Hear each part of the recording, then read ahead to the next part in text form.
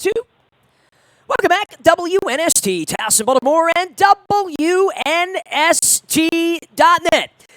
I have been inking a blog about the preseason and how limp it's become and how the coaches have thrown in the towel on it. But, hey, everybody else is writing about it. And then there's poor Luke Jones, who was dispatched to Philadelphia because he has a really, really mean boss and because the Ravens don't love him. And neither does Roger Goodell at this point. John Harbaugh apparently treats you with great disdain and everyone. Hey, man, these preseason games, like, how does anyone show up in Washington on Thursday night, right? Like, Andrew Luck is decided. Oh, that's another story altogether. I'm sorry about that.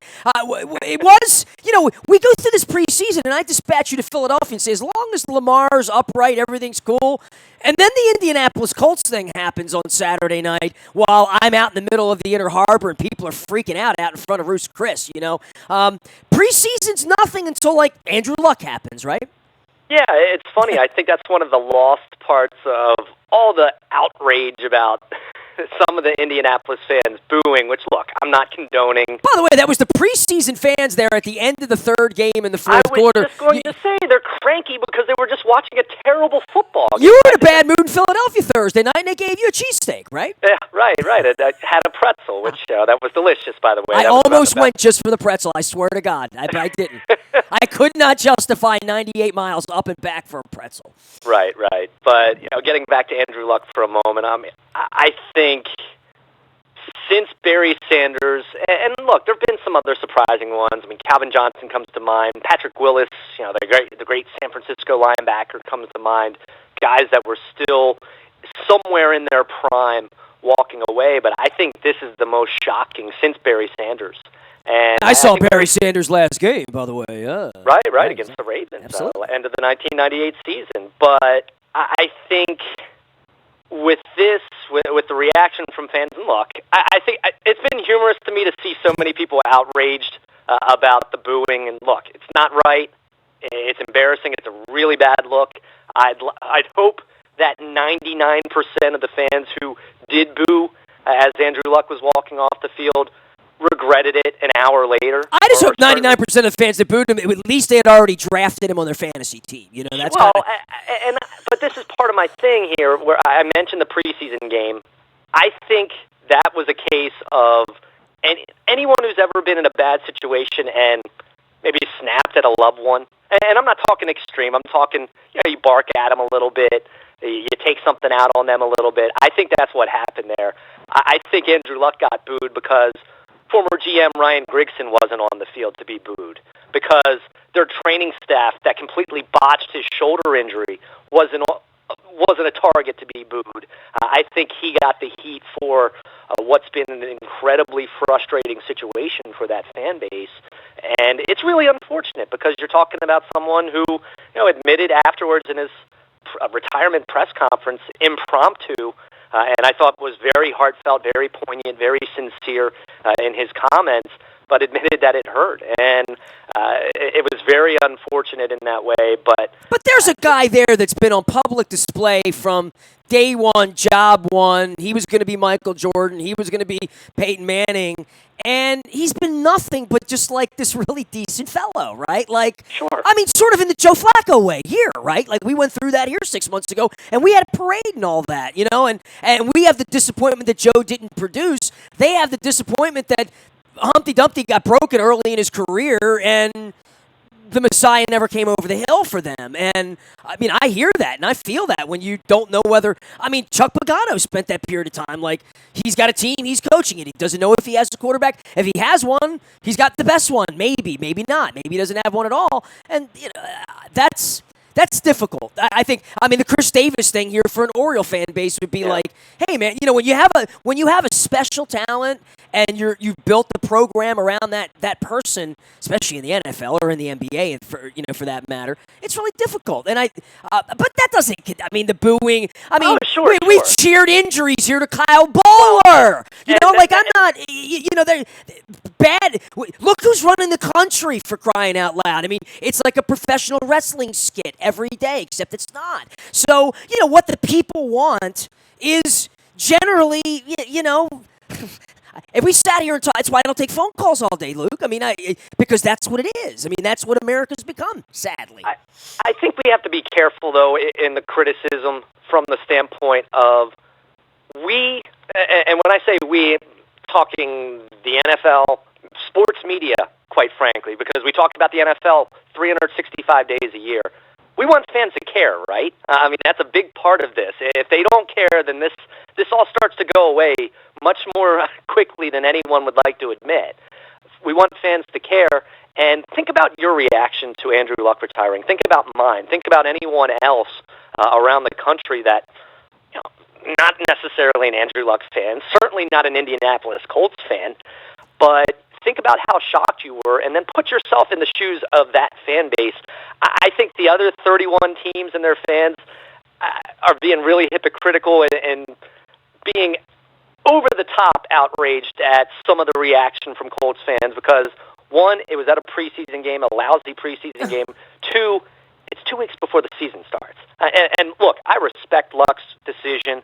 I completely agree with, if he doesn't have the passion for it, if he's just beaten down mentally and physically with the latest injury, I understand that. But don't tell me that there aren't some members in that locker room that are privately a little miffed that he's leaving 2 weeks before the season starts. I mean, that's fine. That's his right. I completely respect that. But I think we're also being naive to think that people aren't going to react negatively to that when you're directly impacted, whether you're a season ticket holder. When you're the leader and you don't lead and you drop the ball, at that moment when there is no plan B, you are the plan A, B, C, and D. You go from Super Bowl contender to, I don't know, I mean, even if Jacoby Brissett ends up being pretty good, what's their ceiling? Man, it's interesting you're taking this viewpoint on it, Luke. That would be a perfect storm. I think they're probably going to be 6-10 or 7-9 or something like that. It's interesting you take that viewpoint on it because I haven't thought much about it. I mean, just from where were you when you found out? I was at Ruth's Chris at dinner on Saturday night. By the way, it was shocking. I was at the ballpark watching the end of an Orioles win, and I was floored by it. So I think from that standpoint, but the reaction of human beings around me, I was literally out on the street at Ruth's Chris and talking to some friends, and some sort of drunk people walk by and are like, "Hey, Andrew Luck just retired," and like I'm literally on Twitter as this drunk guy's yelling at me, and my wife was like on her phone, and I'm like, "What?" And I put Andrew Luck in, and Schefter popped up, and I'm like, "Yeah, damnedest thing, huh?" And then what happened? You were shocked, and then you started to think about it, and then I heard people's reaction because I was at a concert, right? And it moved like breaking news would, like when someone dies or whatever, Sure. like so it moved like that, and it was fascinating to hear everyone talk about their fantasy team in Baltimore. Right. You know what I mean? Like, why would it matter if a St. Louis Cardinals pitcher retired? It wouldn't, right? But when the Indianapolis Colts quarterback on draft weekend, right? Like, I'm not a fantasy guy or friends at Hammer This is the time it's happening, right? Yeah, this is, so how many people, O.J. Simpson made himself into the news cycle this weekend, right? By being at a fantasy draft. So, it really does tell you how thirsty people are for football in this country, and what an incredible story! Like the monstrous part of a Saturday night news cycle in a country where the goofball running our country, it makes news cycles and kills the stock market on a Friday afternoon, but I found it to be just this incredibly big story, right? Like that Andrew Luck would step down, and then the aftermath is long conversations like you and I having right now about like, wow, I wonder if Luke quit today. I wonder if Nestor didn't want to do radio anymore and just didn't do sports anymore. Just people that do what they do for however long they've done it just decide, I'm not going to. I mean, you decided not to teach anymore after teaching for a period. You made a decision. I made a decision not to be in newspapers. And then there's the aftermath of the CTE, and you talk about the game, and you talk about where the game is going and where children are going. Boy, this is a major loss, not only for the NFL, for Indianapolis, for the Shield, but also for Andrew Luck doesn't want to play football anymore. Maybe Johnny shouldn't play football. I mean, that's where it's going to go, and I think every time someone retires early when there's $30 million a year sitting on the table for him, that you look at it and everybody else that doesn't have 30 cents would say, I would do anything to go play. You and I are around it. I know Chris Pike and I tweeted about it, and I think I got into a tweet with Doug Farrar on Twitter from Bleacher Report about how violent the game is down on the field. And I always tell the story. In 1996, it was one of the early games, man. It was like the Rams. It was a September-October game, and we were always losing in those games, right, Luke? We were always behind because it was Vinny, and we were losing 38-28 at the end or whatever. And Vinny had 428 yards of passing. And hi to Derek Alexander over at Morgan this morning. And I was down on the field for an onside kick. I'm 28 years old. I played some football, not at high school, but I played Pop Warner. Been around football, played sports my whole life. I remember the first time, and I've told you about the first time I was at the Reggie Gross fight at the Royal Farms Arena when the blood splattered onto my notebook, on the ring apron. Mm-hmm. That was 1988 or 89. I was 20 years old. Changed my life. I mean, things change your life about what you saw on television on Monday Night Football, and when your dad looked in the upper deck with the binoculars at Burt Jones, and he had the blood all over his pants, and you thought it might have been ketchup when you were a kid, but you saw Billy Graham bleed at the arena, you know what I mean? And George Steele, and then you get down on the field and you're a grown man, and you see these men who are enormous running at each other, and then there's the sound, right? There's the sound of the helmets hitting each other like rams at full speed. And that's an onside kick. That's one play. I'm down there. And it kind of made my jaw kind of like adjust a little bit. Kind of like when you're in an elevator. You know what I mean? Going too fast. And I think people are going to think about this, Luke. You know what I mean? Like, that at the heart of this is about a guy who they broke so much, not mentally, physically. Physically broke him too early for him to perform to try to bring a championship. That's the game. That's where the game is at this point, right? Yeah, I mean, I don't know if this is the best example to Well, they broke Michael Vick. You're out there with RG3. They broke him. His main skill, the skill of speed, and we're going to see this Lamar thing put to the test, right? This brings us back to Lamar, right? Because Lamar runs around like a running back, right? So there's something to be said about the game's too brutal, and Andrew Luck's too soft, and, whatever the internet said. Somewhere in between, it doesn't matter what you think. The truth is, the game's really violent, and, that's to the detriment of Andrew Luck, and, quite frankly, to the good fortune of Tom Brady, right? Like, literally, it feels like Tom Brady's not going to end like Ali when all this is over with. It feels like he doesn't get hit in the head much.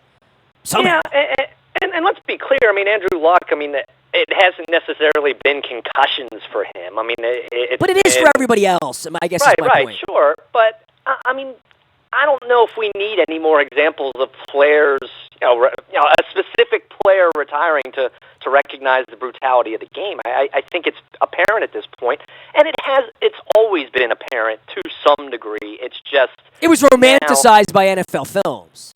Sure.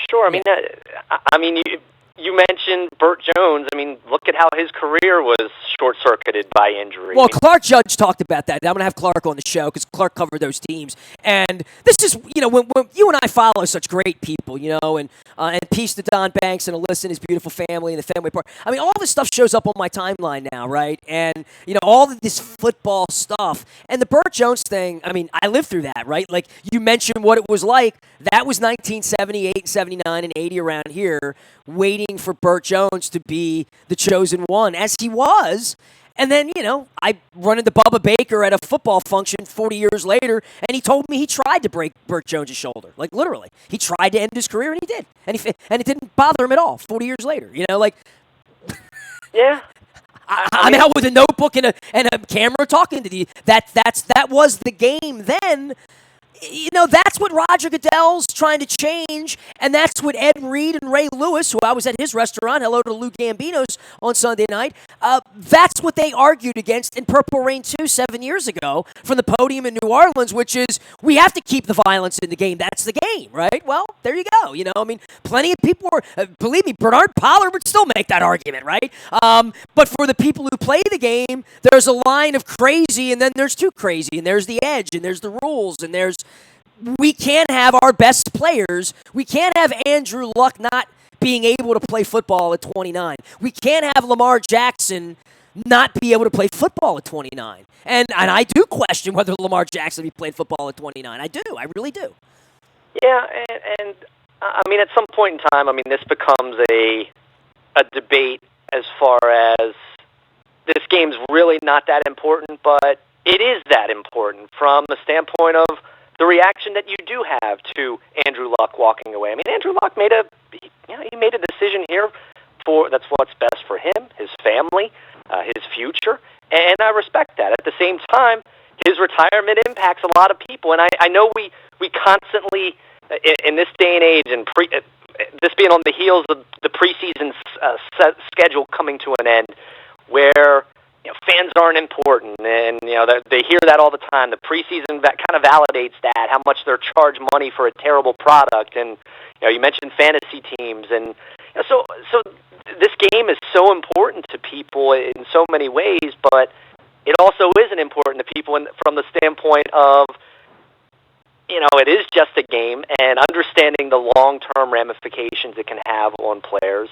How do we marry those two concepts? We love the NFL, and as much as I want to see the game become safer, and I think it has become safer over the last 10 years, I think measures have been taken. Well, look at this Antonio Brown knucklehead. The whole debate there is, dude, you have a helmet that we don't think is safe as this helmet, and here's all the science behind it.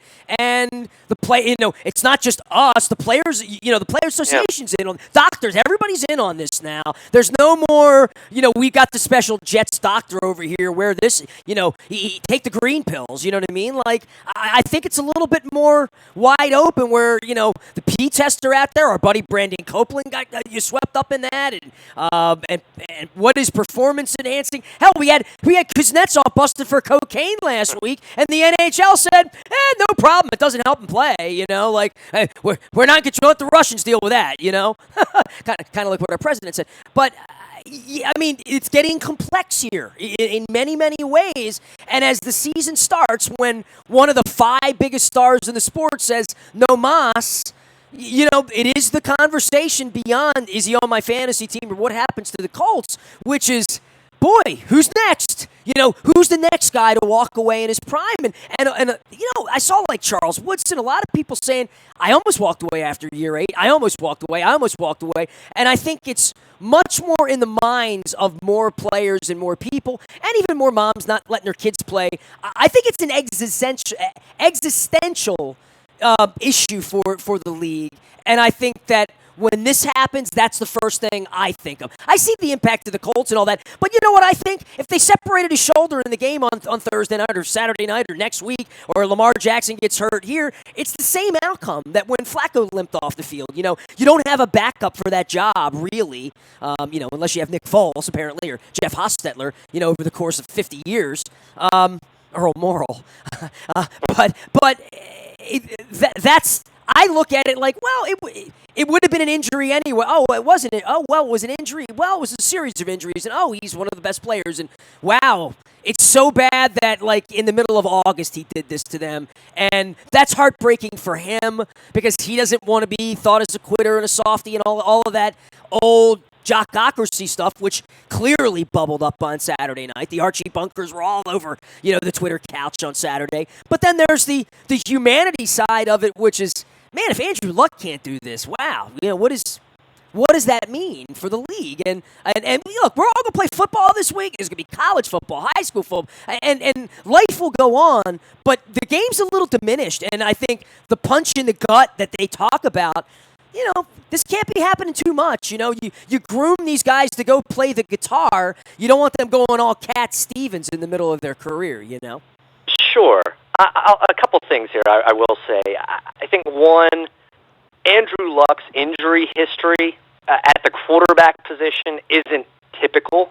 I think you look at the number of injuries he's had and the number of serious injuries. I mean, had a lacerated kidney. I mean, the shoulder cost him the better part of, 2 or 3 seasons. He won a game with a lacerated kidney. Sure, yeah. sure.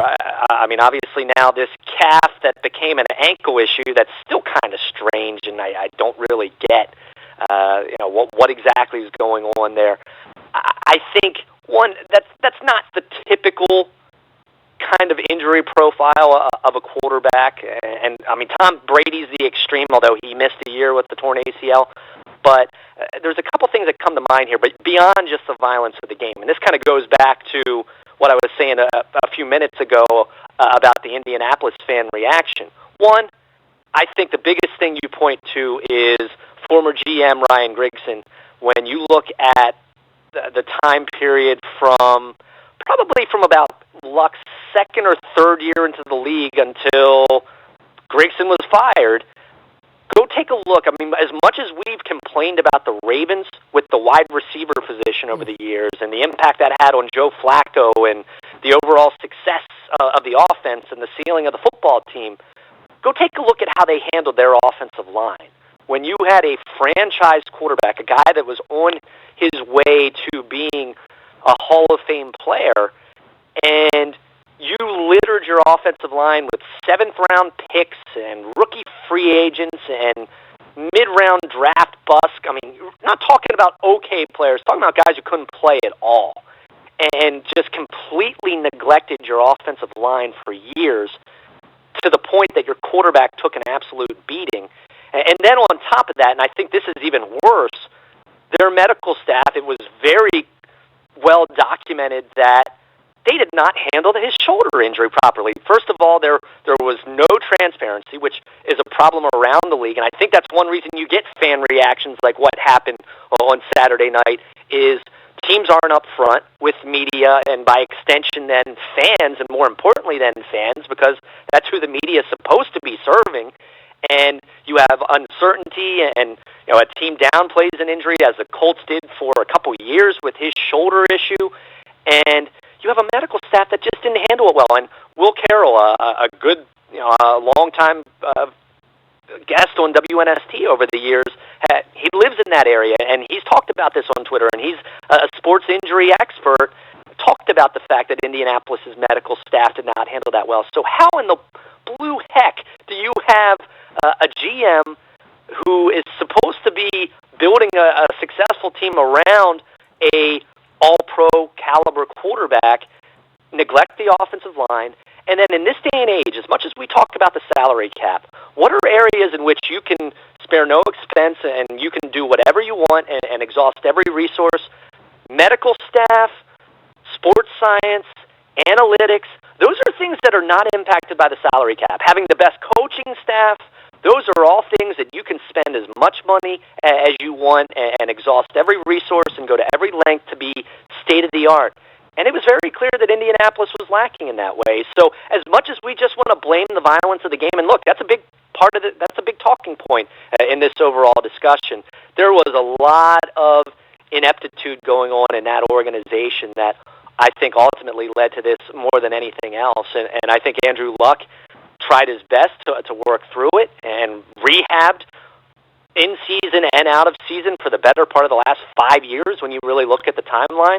But I think he was really let down by that organization, as much as they paid him incredibly well. And look, he made a lot of money, and Andrew Luck's going to be fine. I mean, he's going to be fine, and eventually life will move on for everyone. I mean, the Colts are going to play a football game Thursday night, just like the rest of the league, and they're going to be playing in 2 weeks. Well, at the heart, I went to 100,000 feet, put down in the crosshairs. I mean, when it comes down, and for him, this guy was 30 years old. He's got $100 million. That can walk away from the game. Like that unto itself is a decision we would all make if we had $100 million. We had $100 million. You and I would be here talking about Andrew Luck, right? And that's the other thing to mention as far as whether what this example means for the NFL. He's made a heck of a lot more money than most players ever will, and also, this is a Stanford grad. This is a very intellectual guy. This is a guy who was going to be the number 1 pick in 2011 and decided to stay at Stanford for another year. So he's a little bit of a different guy, and I don't mean that in a disparaging way. I just mean that he isn't your typical NFL player. He isn't your typical NFL quarterback, quite frankly. So I think you have to acknowledge those factors, but I do think the big factors at work here, and this is why I'd like to think the fan reaction, those who did boo in Indianapolis at the end of that preseason game as he's walking off the field, and it's a sad scene when you're talking about a guy who gave so much to them. I do think those other factors with the organization and some of the just ineptitude of the former GM and the training staff and the lack of communication with fans and downplaying injuries, and they ended up being way worse than they were. I think all of those factors, I'd like to think that's what led to that reaction, because if not, and those fans who booed still feel that way 2 or 3 days later, then shame on them, because this is a guy who gave everything he had, and I get it.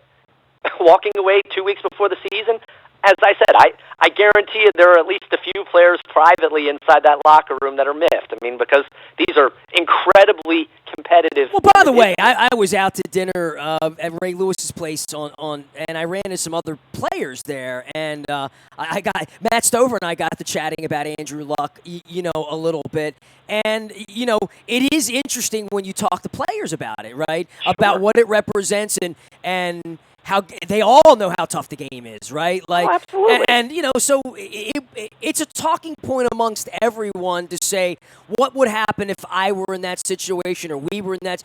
And again, I mean, even Clark Judge, and I would recommend everybody go read Clark's work at Talk Fame, but write about Burt Jones, because anybody who's my age remembers that part of it for everyone involved. And hey, Burt's lived a nice life, but Burt didn't have $100 million either. You know what I mean? Sure. I think there's a whole different thing in the modern era about that part of it too. And even going back to Chris Davis and going across the street, with the money versus the act of what it actually is. And I think there's always just a major synapse there with the fans. And it always will be, right? Yeah. I mean, it's really. That's why I'll never fault a player for getting every penny they possibly can. And because we know how quickly this can go away, especially in the NFL. I mean, it's one thing to talk about guaranteed contracts in Major League Baseball, and you mentioned Chris Davis, who's going to be getting deferred payments into his 50s. But for the individuals who are just hanging on, or the fringe guys, or the special teams players who, I mean, I think of a guy like Albert McClellan, for example, who's never been paid huge money, but has survived in the NFL for a decade. And we'll also have a really nice pension too. So throw that out too. So right, and that's why I said. I mean, I'm not going to sit here and be completely broken up over the fact that Andrew Luck got booed by a few nitwit fans at the end of the game. He's going to be fine. I've been at the end of preseason games. I know, but I also understand, because this is important to everyone. Because otherwise, if it wasn't important, why would you and I be talking about it a couple of days later about a player who never even played in Baltimore? In fact, played for the team that Baltimore hates more than anyone, other than maybe the Steelers at this point. So. But I think it does speak to a really fascinating dichotomy between how much we love this game, and we've talked about this so long. We've always known it to be true to some level. I can remember playing Pee Wee football when I was 10 years old. I knew even then, as a kid, that I was taking some risk, and my parents talked to me about that, and they were comfortable with it because they thought I was well coached and all of that. But even then, and that was 25 years ago. Go back even longer than that. We've always known this game to be dangerous, but as I saw Darryl Stingley when I was sure, years old, right? But as sports medicine advances and we find out more about CTE, and there's still so much unknown about the brain and concussions and how we can treat them. I mean, a lot of advances have been made. We know more than we did 10, 20, 30 years ago, but there's still so much more to learn. And how do we marry that with the fact that we do love this game? And this game's really important to a lot of people, from Joe Average fans' fantasy team and spending a couple $1,000s on season tickets every year, all the way up to Andrew Luck or Dude, it's affected everything of my life since the minute, and that's why I keep Art's sure. picture So I mean, here.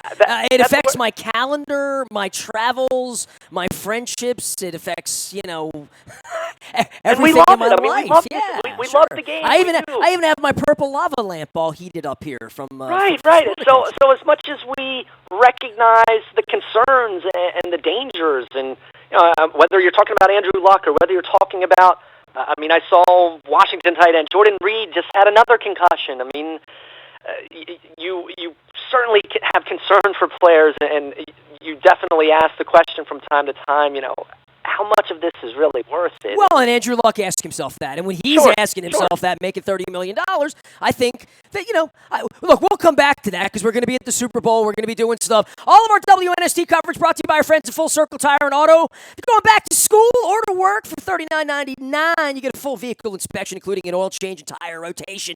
Check out their new and improved location, 2133 North Fountain Green Road in Bel Air. Like Full Circle Tire and Auto on Facebook. Johnny D's. Everything's homemade. Soups to salads, the real turkey. And the catering hall is available at all times there. Proudly serving Parkville since 1954. You know about Johnny D's Lounge. Find them online at johnnydslounge.com. Also, our friends at Curio Wellness Center in Timonium. Brian Sanderoff and I did an incredible piece last week. You can find it out in the buyatoyota.com audio vault about holistic wellness and health and vitamins and minerals and all the stuff that they have in the front of the Curio Wellness Center. Learn more. They do. They're more than just cannabis, more than just a massage and acupuncture and that kind of therapy. It's a real educational place. CurioWellness.com. Learn more there. Hammered Nails. I'm not wearing the shirt today, but I'm getting a haircut this week. So the ultimate man cave nirvana.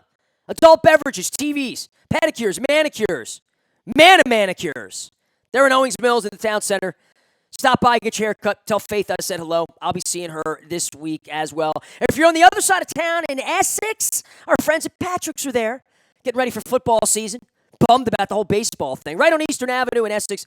Been going there for years. Cold beer, great bands. Never cover the food, the music, the great bar, and everything on the menu is fresh and tasty, and they give you extra bacon when you order breakfast because they are open for breakfast. Steak dinner on Thursday night, just $11.99. It is Pat Rick's in Essex. I mentioned Sporticulture. Court's coming on this week.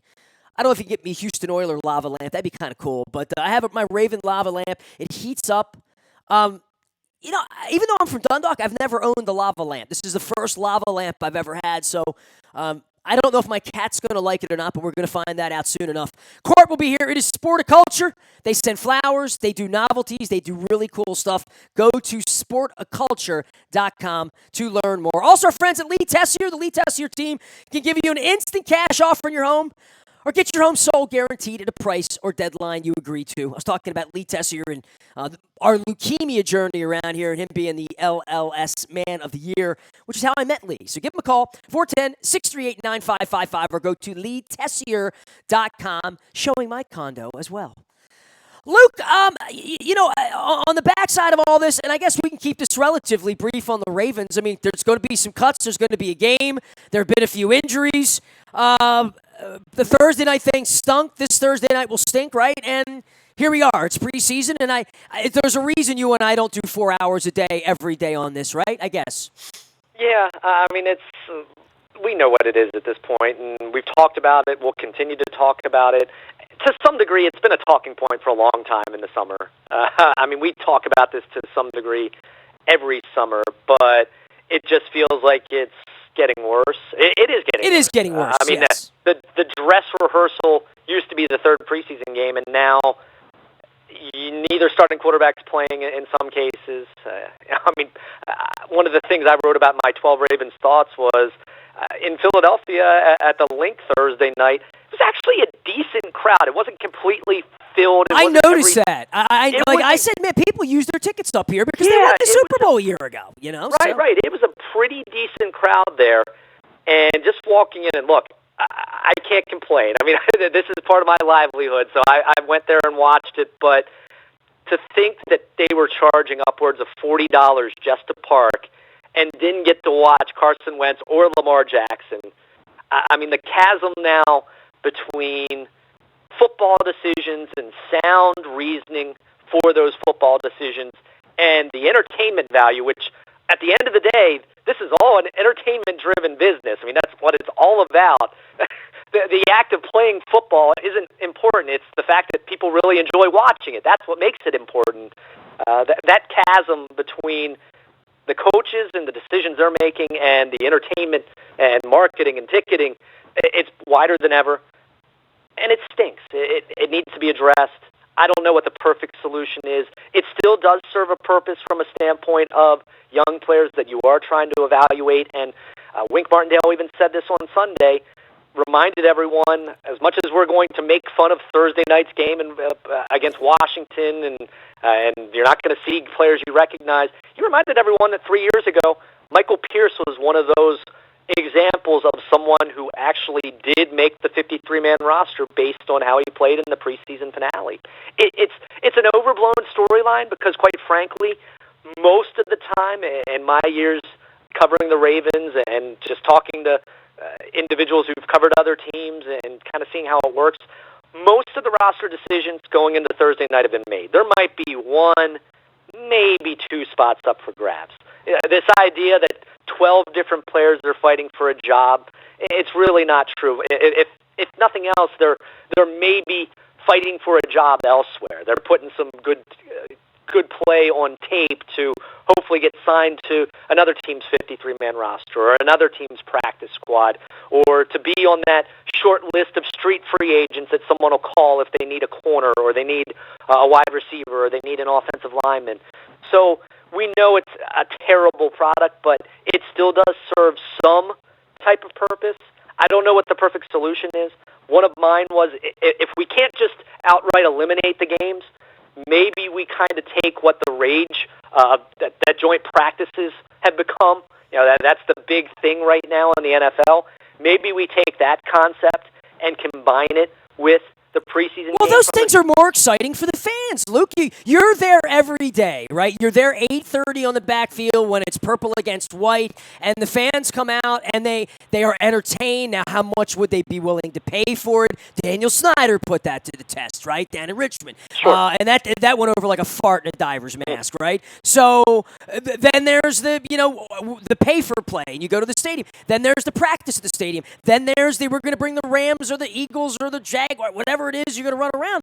You tell me where the entertainment value is, right? The entertainment value probably is in the practices in the same way that's the best evaluation for the coaches at some degree, right? Yeah, and that's why I'd like to see, if we're not just going to cut the preseason schedule from 4 to 2, let's say, let's reimagine what it looks like. Why not, instead of just subjecting us to what you're trying to advertise as being real football, and we know it's not anything close to that, why not have the joint practice concept at the stadium? Have a controlled thud scrimmage between the starters. So on Thursday night in Philadelphia, instead of just practicing against each other Monday and Tuesday, maybe you only practice one of those days. And I don't know, maybe you practice those 2 days and you still do something with your starters in the stadium in front of fans and have your first team guys scrimmage. You don't tackle to the ground. You don't hit the quarterback. But, hey, that's a better alternative that you at least get to see Lamar Jackson and you at least get to see Carson Wentz instead of seeing them in street clothes on the sideline. So you have that controlled scrimmage, and then what do you do with the backups who you want to try to get a better evaluation on? Play a 30-minute game instead of a 60-minute game.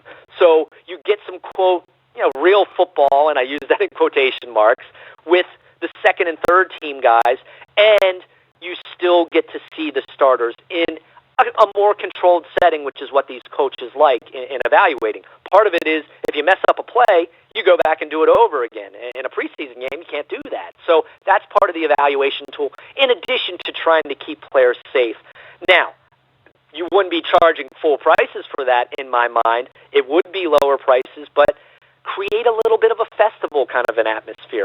I don't know, have some live music and fireworks afterwards. Have some charitable tie-ins. Make this an event. I think one of the things, and this kind of goes back to what I was talking about a little bit earlier in our segment, the fan engagement piece. I mean, my goodness, we all want fans to be all in on the NFL, but I think we have to be really careful that teams are really just they're losing.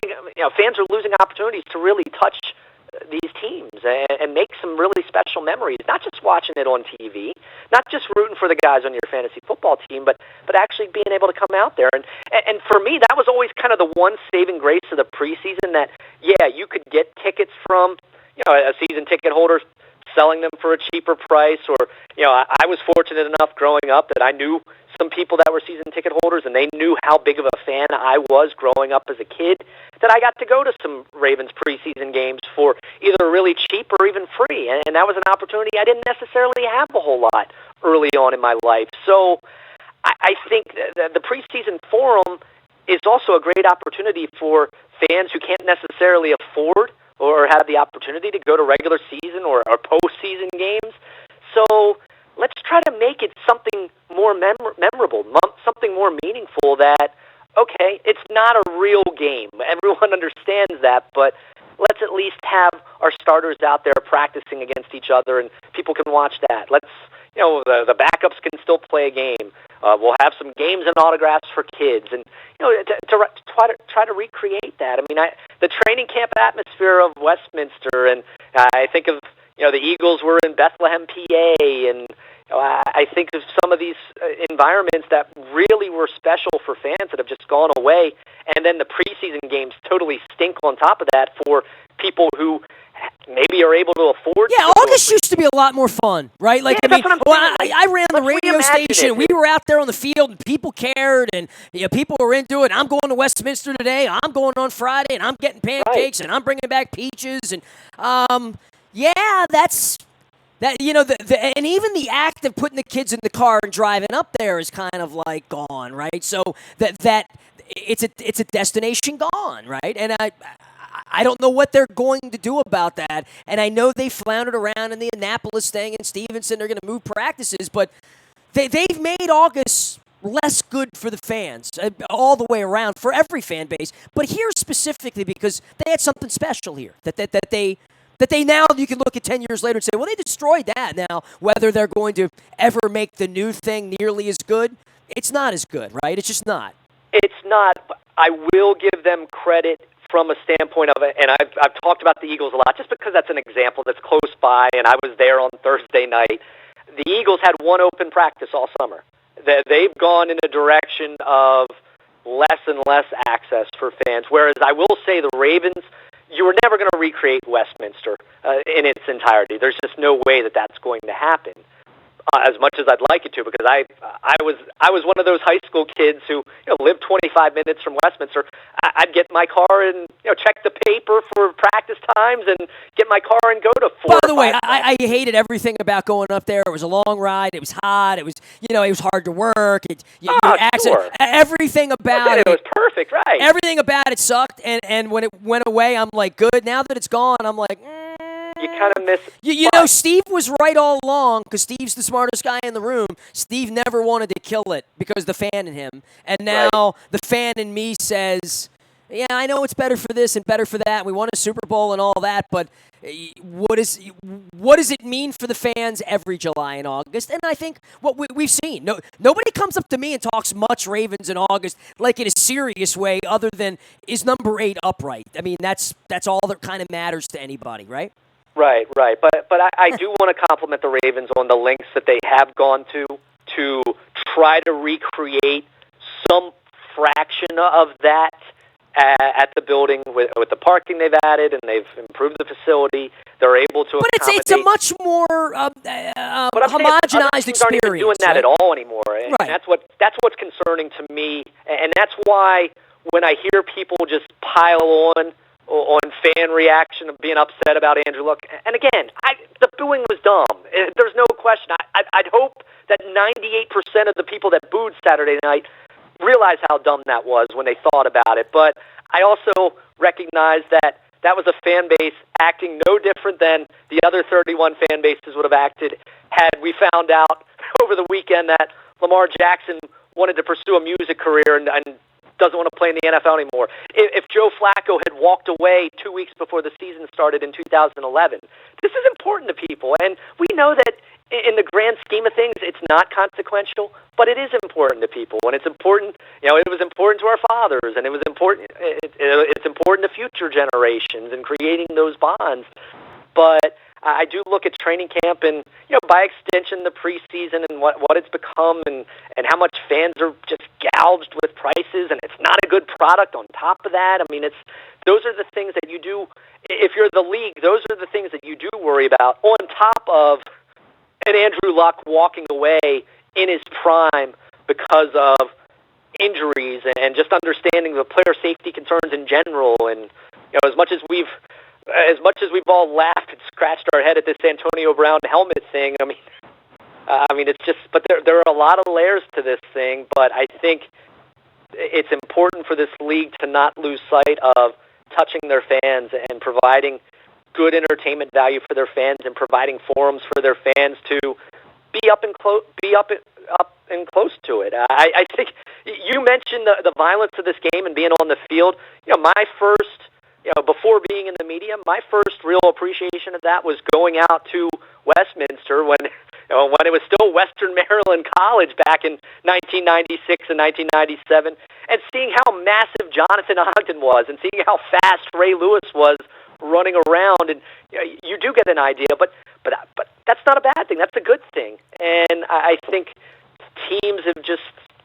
I think a lot of teams have lost sight of that, and I do credit the Ravens for trying to recreate as much of that as they can, but then you have a team like the Eagles who had one open practice all summer, and then the few opportunities you can go and watch the team in the preseason, Carson Wentz doesn't even play. So this thing needs to be reimagined. I'm not saying starters should go out there and play in 4 preseason games, and you run the risk of what happened to the Texans with Lamar Miller over the weekend with a torn ACL, but there's got to be a better way to get players ready for the season, but allow fans to be a little more of a meaningful part of being able to watch that.